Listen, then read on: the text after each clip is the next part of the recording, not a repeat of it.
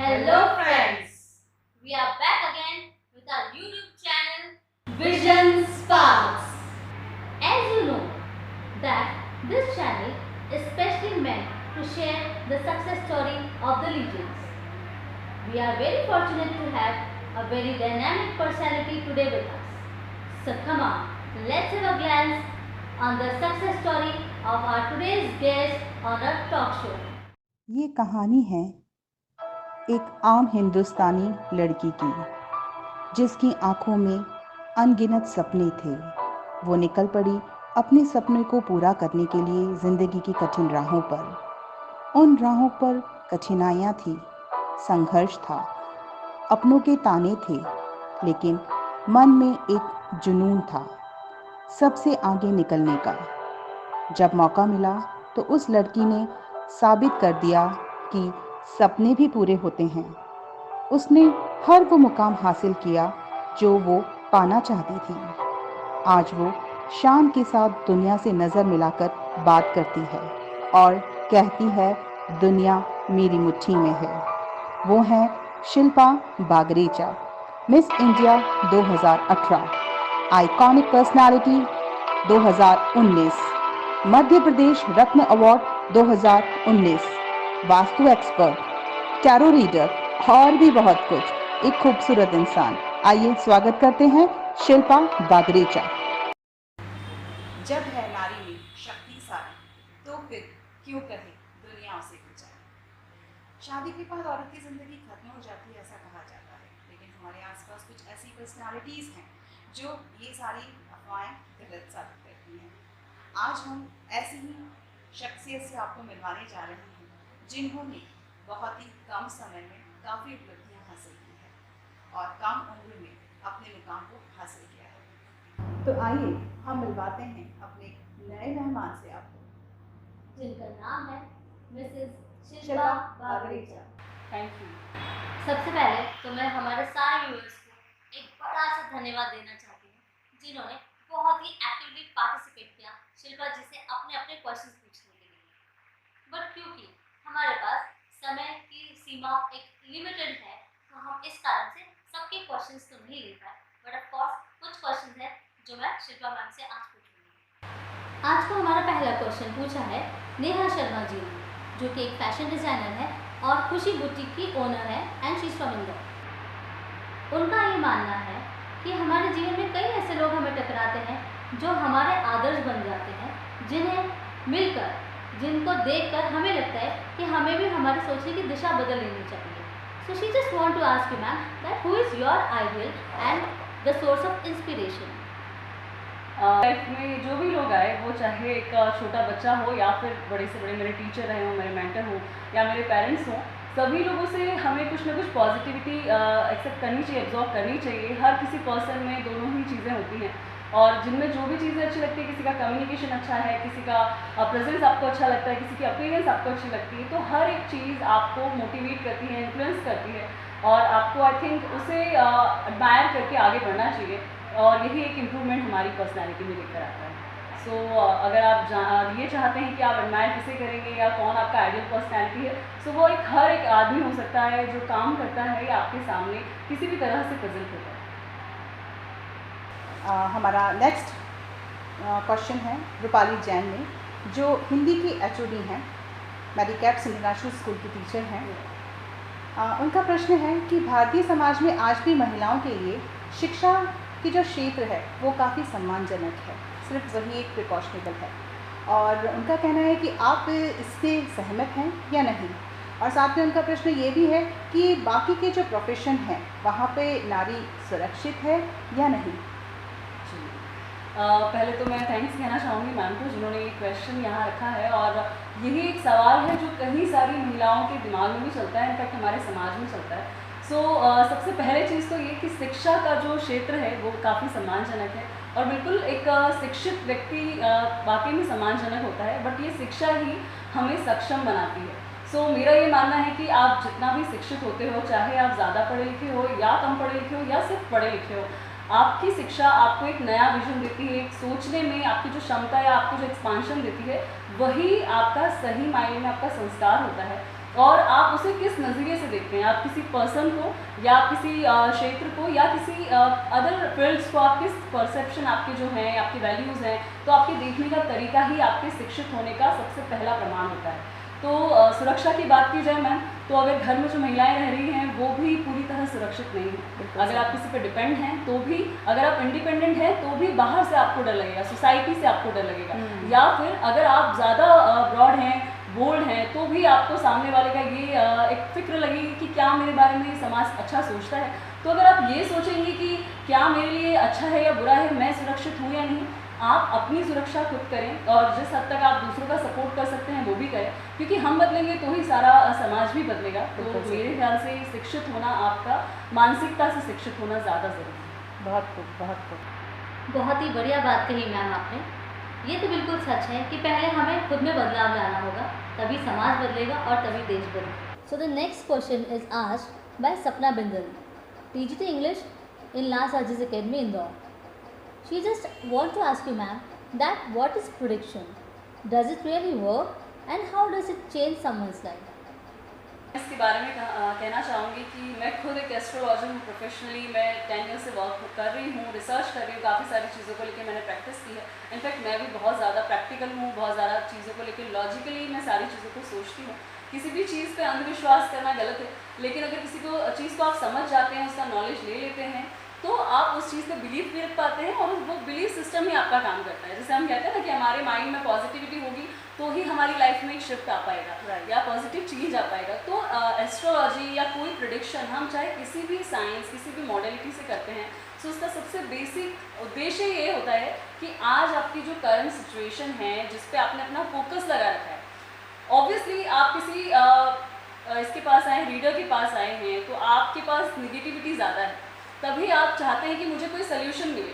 आप अपनी लाइफ में उन पार्ट्स पे फोकस ही नहीं कर पा रहे हैं जो पार्ट्स आपकी लाइफ में अच्छे हैं, और एस्ट्रोलॉजी एक वही सोल्यूशन है, वही गाइडेंस है जो आपका माइंड शिफ्ट करके आपको नेगेटिव से पॉजिटिव आपकी जो लाइफ के एस्पेक्ट्स हैं उस पर ध्यान देने की बात करता है, और इसी को प्रेडिक्शंस कही जाती है। और यही सारी चीज़ें हमारी, क्योंकि ये सब एनर्जी पे वर्क करता है, आपकी जो डीओवीज हैं, हर एक नंबर की, हर एक पर्सन की, हर एक वॉइस की एक वाइब्रेशन है। तो जो भी कंसल्टेंट होते हैं वो यही बताते हैं कि आपकी एनर्जी से हमें जो चीज़ें सामने आई हैं, आपको उन चीज़ों पे फोकस करना है और अपनी लाइफ को चेंज करना है। सो एस्ट्रोलॉजी कोई एक मैजिक नहीं है, ये वो चीज़ है जो आपके सामने आपका आईना होता है कि आपको इन चीज़ों पर भी ध्यान देना है, अपनी लाइफ को चेंज करना चाहते हैं। बस मैं यही कहना चाहूँगी मैं। वाह, एक्चुअली मैं आपको ये बताना चाहती हूँ कि एस्ट्रोलॉजी से रिलेटेड हमारे पास बहुत सारे प्रश्न आए थे, तो शिल्पा मैम मुझे ये ऐसा लग रहा है कि इनको वापस से बुलाना पड़ेगा हमें उनके प्रश्नों को सॉल्व करने के लिए। एस्ट्रोलॉजर ही बुलाइएगा जो मैं इसके सारे जवाब देना चाहूँगी। बिल्कुल। नेक्स्ट जो क्वेश्चन है वो गीता पाल मैम का है, वो एनिबेसन स्कूल में पीबीटी टीचर्स हैं। उनका कहना है कि आप एक महिला के आगे आने की तरक्की के लिए किसे जिम्मेदार या फिर जो रुकावटें उसके जीवन में आ रही हैं वो किसे मानती है, उसकी खुद की नेचर को, सोसाइटी को, या उसके बैकग्राउंड को? बिल्कुल मैम, देखिए अगर हम तीनों चीज़ों की बात करें, सोसाइटी, वो पर्सन और अपना बैकग्राउंड, ये बहुत ही मतलब हर चीज़ का एक गहरा प्रभाव है ज़िंदगी में। अगर आपका बैकग्राउंड ऐसा होगा जहाँ पे आप जो करना चाहते हैं उसे नहीं समझा जाएगा तो भी आपके लिए प्रॉब्लम है। अगर सोसाइटी की बात करें तो यस, सोसाइटी के बारे में मैं सिर्फ इतना ही कहना चाहूँगी कि जहाँ हम सोसाइटी को ब्लेम करते हैं वहाँ आप बेटर है कि आप खुद को बदलें, अपना परसेप्शन चेंज करें और अपने लिए आगे बढ़ें। आप ये सब क्यों सोचते कि कोई मेरे बारे में क्या कहेगा, मुझे कोई काम नहीं करने दे रहा है या कोई काम गलत है। आप पहले ये, क्योंकि जो गलत वर्ड आपने यूज़ किया है वो आपके डिक्शनरी में गलत है, सोसाइटी की डिक्शनरी में गलत नहीं है। इसलिए पहले आपको अपने परसेप्शन को चेंज करना होगा। जिस दिन आप उस चीज़ के लिए पॉजिटिव होंगे, उसके लिए सही होंगे, डेफिनेटली सोसाइटी में ऐसे लोग आपको मिलेंगे जो उस चीज़ को सही मानेंगे। तो सोसाइटी बिल्कुल आपके जैसी है, जैसा आप सोचोगे वैसा ही सोसाइटी सामने खड़ा है आपके।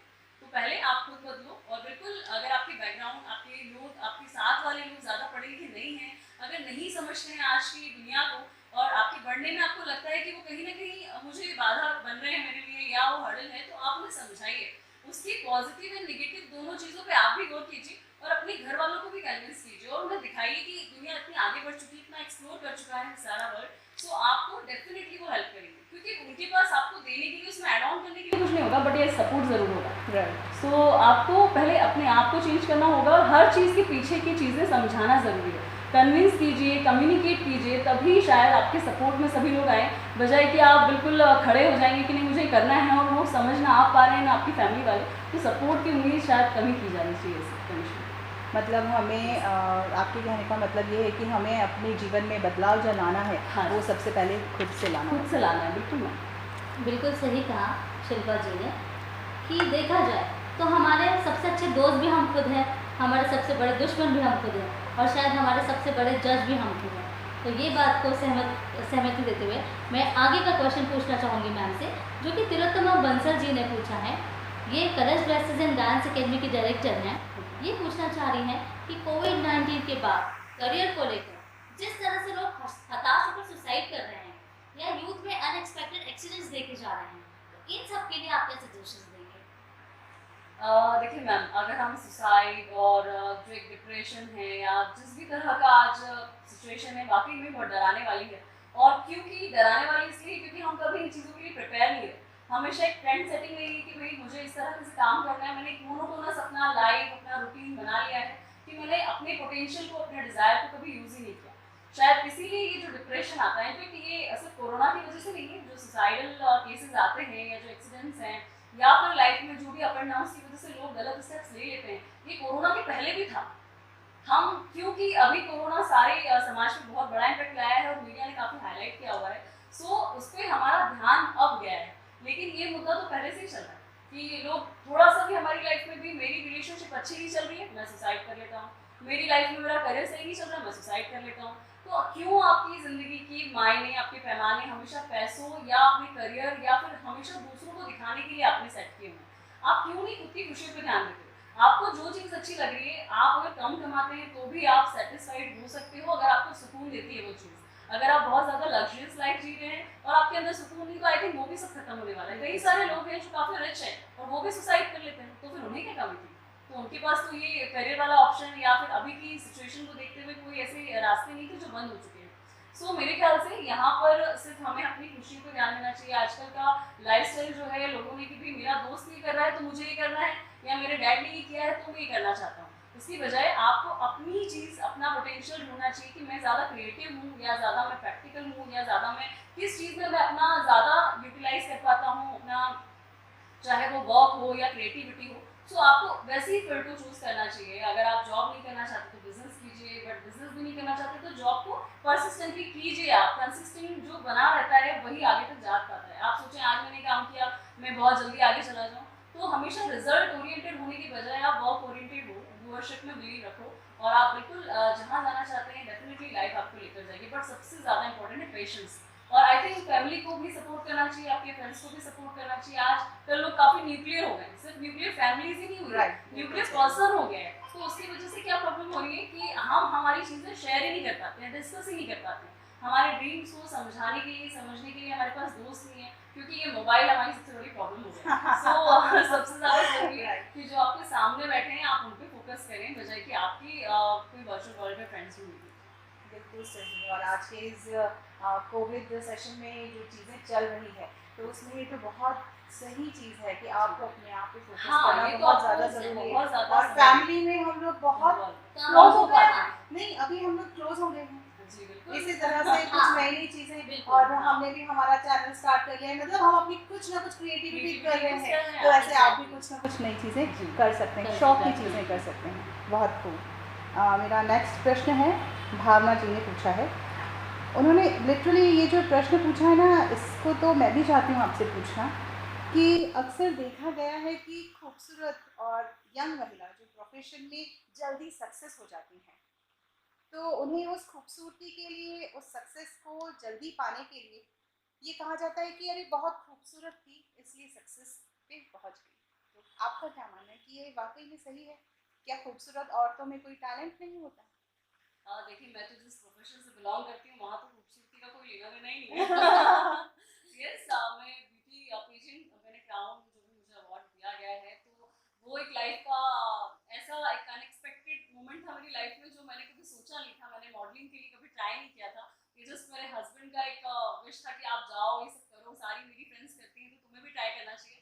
तो मैंने सिर्फ अपनी आफ्टर डिलीवरी, जब मैं बिल्कुल मेरे बच्चे पे ध्यान दे रही थी और मैंने कहीं बाहर आउटिंग्स नहीं की थी, तो मेरे सिर्फ 5 डेज घूमने फिरने और एंजॉय करने के थे, बट लकीली मैं वहाँ पर जीती और उसके बाद मुझे वो क्राउन मिला। सो ये मेरे लिए भी बहुत, खैर ये मेरा एक परसेप्शन मिथ जो सोसाइटी को लेकर है कि फैशन इंडस्ट्री क्या हमारे लिए सेफ है, वो मेरा परसेप्शन वहाँ से अलग हुआ, टूटा कि फीमेल्स के लिए बहुत सिक्योरिटीज़ हैं। अगर आप ऐसे पेजेंट्स में जाते हैं तो कोई भी घबराने की जरूरत नहीं है, आपकी परमिशन के बिना वहाँ कुछ भी नहीं होता है। इनफैक्ट ड्रेस स्टाइल्स भी आपसे पूछ कर ही किए जाते हैं कि आप क्या पसंद करती हैं पहनना। सो सच ऐसी कुछ भी प्रॉब्लम्स नहीं आती है किसी भी फील्ड को लेकर। सो वो मेरी चीज़ ब्रेक हुई थी। और एज ए बाय प्रोफेशन में काफ़ी सालों से इंश्योरेंस इंडस्ट्री में हूँ, वहाँ पर मैं as a manager, portfolio manager, investments वगैरह कराते हैं हम लोग।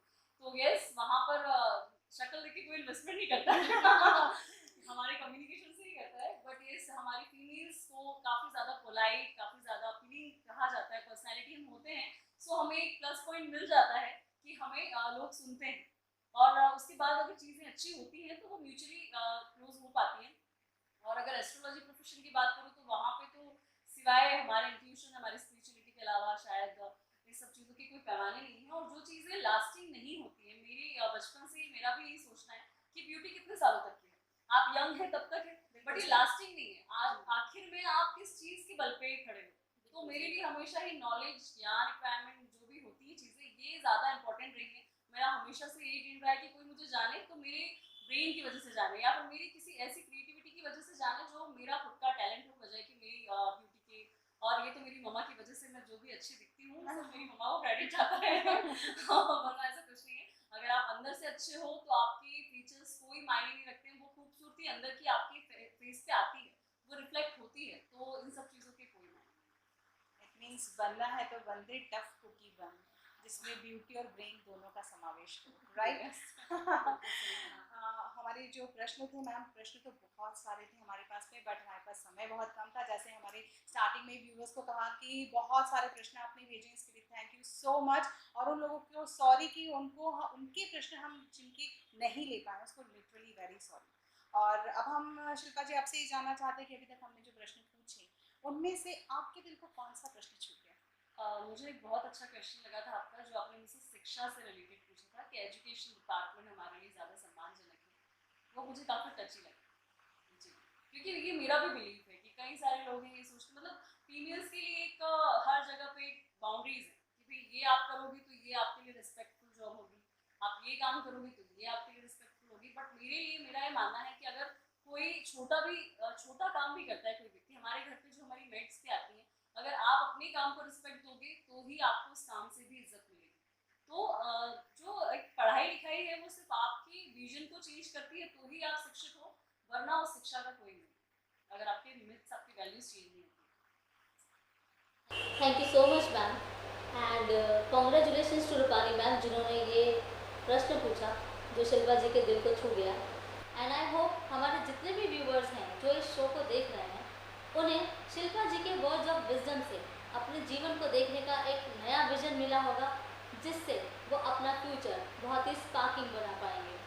सो here I would like to wish all the very best to all our viewers for further sparking future. अगर आपको आज का हमारा ये शो पसंद आया हो तो please like, comment and subscribe ज़रूर कीजिएगा, so that you should stay tuned with us for our next talk show.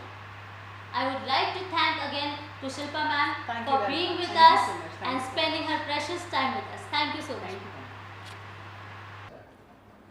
Congratulations Rupali ma'am, क्योंकि आपका क्वेश्चन शिल्पा जी के दिल को भी छू गया है और यकीनन हमारे सारे व्यूअर्स को इतने अच्छे सवाल का बहुत ही सटीक तरीके से जवाब भी मिल गया होगा। तो रूपाली जी, आपका गिफ्ट आपके एड्रेस पर विजन स्पार्क्स के द्वारा कोरियर कर दिया जाएगा। Thank you so much for asking such a wonderful question.